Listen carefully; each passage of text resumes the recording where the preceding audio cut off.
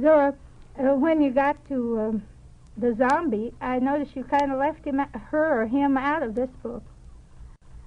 That was in your other book, Yes, wasn't it? well, I thought I'd said enough about the zombie. It had been talked about, and the book had come out in England, and it caused a sensation over there, too, and I'd been on We the People and talked about zombies, and I'd been out in Hollywood, and Arthur Hornblow hired me after reading my book, Tell My Horse, and I talked about zombies so much out there, and the Sec Rouge, and... Well, I never heard you talk about them. Did you, Vincent? No, I haven't. Talk about the zombie just a wee little bit.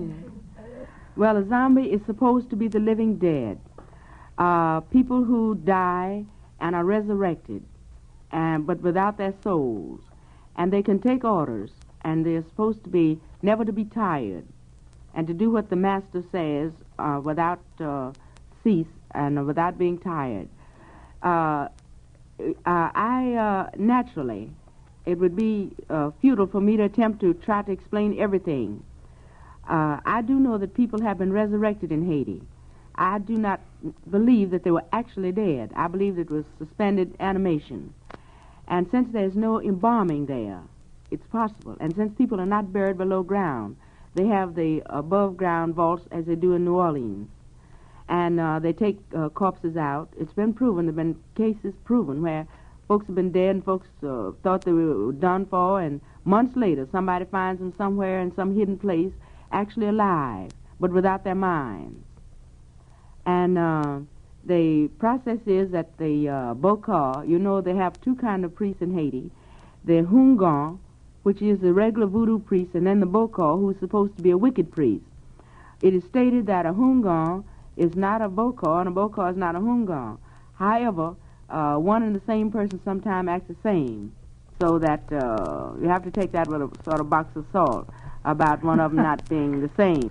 But anyway, they know something. They go and awaken the person from the grave, and the Society des Morts, the Society of the Dead, goes with him, and they surround this tomb at midnight with their lights, and the Bokar goes inside, and with supposedly the soul of the dead man in his hand. Some Bokar say they carried it in a bottle. Others say they carried it in his hand, and they began to strike this dead body to wake him up, and at the same time holding his soul on his nose. And he must answer, because his soul is there. And so he answers, and when he begins to stir, they handcuff him so that he can't resist. And then they beat him, and finally wake him up thoroughly. And he's carried in the center of this Society of the Dead, and they must march him past his house where he lived, because if they don't, he will regain his consciousness someday. But if they carry him past the house where he lives, he will never remember again who he was or where he lived or anything. He will just be an animated person. And maybe he's taken to some distant plantation and put to work. And his relatives think that the person... But before that, he goes to the Hoom Fort. That is the voodoo temple. And there he's given a drop or two of a colorless liquid, and in the course of a ceremony, and he will never remember again. Of course, they never give them salt. They claim that salt will tend to counteract that, and they will remember who they are.